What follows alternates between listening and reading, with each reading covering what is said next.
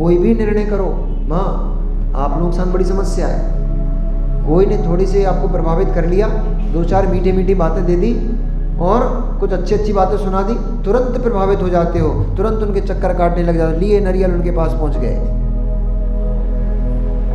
हमारे यहाँ से मतलब जिन शासन में वक्ता को भी अथवा पूज्यता को भी पहले परीक्षा करो, उसके बाद नमस्कार करो, ऐसा कथन है। पूज्यता की भी परीक्षा पूर्वक नमस्कार हमारे जिन शासन में कही गई है, यहाँ तो बिना परीक्षा के परमात्मा को भी नमस्कार नहीं किया गया है। ये जिन शासन की महानता है। रानी चेलना का एक दृष्टांत आता है कि सम्यक दृष्टि जीव कैसा होता है, कैसा उसका अगाध श्रद्धान होता है। अब कोई माँ पंचम काल है और पंचम काल में चौथे साक्षात तीर्थंकर देखने को तो अपने को मिल नहीं रहे, लेकिन कितना अहोभाग्य अपना हो जाएगा, कितना महान कार्य हो जाएगा कि कोई साक्षात तीर्थंकर भगवान इस पंचम काल में समूषण लगा के बैठ जाएं और दिव्य ध्वनि खिरने लग जाए, कितना आनंद होगा। आप लोग जाओगे कि नहीं जाओगे दर्शन करने?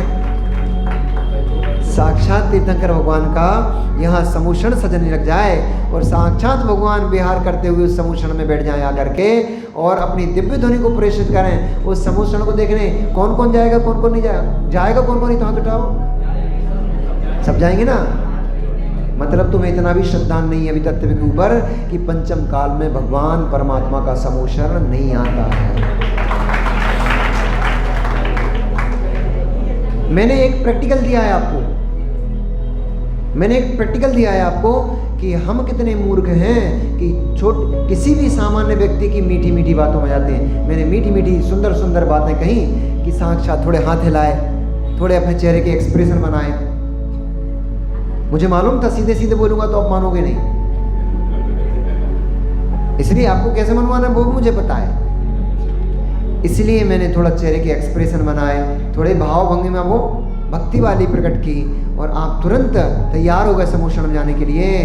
रानी चेलना, मिलो रानी चेलना से। रानी चेलना की परीक्षा करने के लिए, उसके सम्यक दर्शन की परीक्षा करने के लिए देव आया और देव नहीं आया, क्षुल्लक विद्याधर क्षुल्लक था। क्षुल्लक विद्याधर आया, ये कथा अपन सुनेंगे। क्षुल्लक विद्याधर आया क्योंकि क्षुल्लक अपनी विद्याओं का उपयोग कर सकते हैं, मुनिराज नहीं कर सकते हैं। इसलिए क्षुल्लक विद्याधर जब आया और उसके मन में जिज्ञासा उत्पन्न हुई कि नगर में मुनिराज थे, भव्यसेन मुनिराज, अभव्यसेन मुनिराज नगर में मुनिराज थे, पर मेरे गुरुदेव ने ना उनको नमोस्तु किया ना प्रतिनमोस्तु किया। मैंने 3 बार गुरु महाराज से पूछा कि आपको मैं कहाँ पे जा रहा हूँ, कौन सी नगरी थी? अरे सैनिक की नगरी, अवंती देश की राजगृही नगरी। मैं राजगृही नगरी में जा रहा हूँ वंदना करने के लिए, तीर्थ वंदना के लिए जा रहा हूँ। मुनिराज वहाँ पे होंगे तो उनको क्या कहना है, या कोई ऐसा कोई व्यक्ति है जिसके लिए आपका कोई आदेश हो, कोई निर्देश हो? तो मुनिराज ने कहा रानी चेलना को मेरा आशीर्वाद कहना। वह क्षुल्लक आश्चर्य में पड़ गया, वहाँ साक्षात मुनिराज विराजमान है। उन मुनिराज को नमस्कार किया, नाम प्रति नमस्कार किया और रानी चेलना को आशीर्वाद दे रहे हैं। ऐसा क्या रहस्य है? तो परीक्षा करने के लिए वो क्षुल्लक जब वहाँ पर नगर में पहुँचा, उसने सबसे पहले चतुर्मुख ब्रह्मा का रूप बनाया, विक्रिया से। क्षुल्लक विद्याधर था, उसके पास विद्याएं थी। विद्या के माध्यम से उसने ब्रह्मा का रूप बनाया, चतुर्मुख ब्रह्मा उसने प्रदर्शित किया अपने आप को। आप जैसी भीड़ जैसी, अभी बोल रहे थे ना चले जाएंगे, हाथ उठा ली तुरंत ही, ऐसे ही लाइन लग गई भीड़। चमत्कार को नमस्कार होता ही देख ही रहे हो, ट्रेनों पर ट्रेनें भरी चली जा रही है, चमत्कार को नमस्कार है।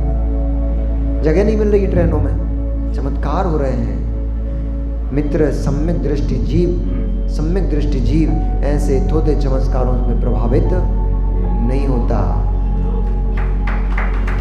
सम्यक दृष्टि जीव का श्रद्धान मेरु कंपित हो जाए, मेरु कंपित हो जाए, सुमेरु पर्वत हिल जाए, लेकिन सम्यक दृष्टि जीव का श्रद्धान किंचित भी टिकता नहीं है। इत्त कंपाय सांभवत, आचार्य समंतबद्ध स्वामी ने लिखा है, तलवार से पानी उतर जाए, तलवार के टुकड़े टुकड़े हो जाएं, उस पे चढ़ा हुआ पानी उतर जाए, लेकिन सम्यक दृष्टि जीव कभी अपने सम्यक मार्ग से स्खलित नहीं होता है।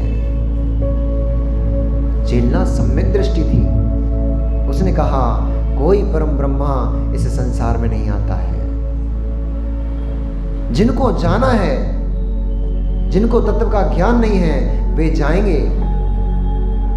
जिनको तत्व का ज्ञान नहीं है वे वहीं पहुंचेंगे, पर जिनको तत्व का ज्ञान है वे थोड़े चमत्कारों से प्रभावित नहीं होते। सबसे बड़ा प्रभाव यदि कोई है, सबसे बड़ा प्रभाव यदि कोई है, आत्मरंजन से बड़ा कोई प्रभाव नहीं है, और दिगंबर मुनिद्रा से बड़ा इस जगत में कोई प्रभाव नहीं है। जिन